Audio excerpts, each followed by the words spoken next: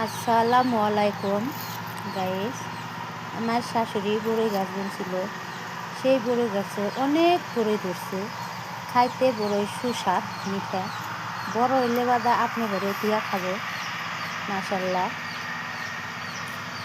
আমার এই বাড়িতে সুন্দর সুন্দর গাছ গাছালি বোনা হয়েছে। এই যে কৃষ্ণচূড়া গাছ বোনা হয়েছে, দুয়ারের মধ্যে সিনারির মতন হয়েছে।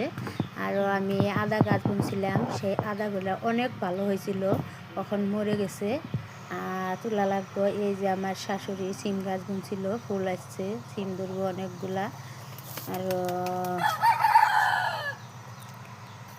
আমার শাশুড়ি পেঁপে গাছ বুনছে। এই যে লেবু গাছ বুনছি আমি, এই লেবুটা খাইতে অনেক সুস্বাদ, ডাল দিয়ে খেলে ভালোই লাগে আর কি। আমার মৌসুমি গাছ আমার হাতের। এই যে আমার শাশুড়ি সুপারি গাছ বুনছে।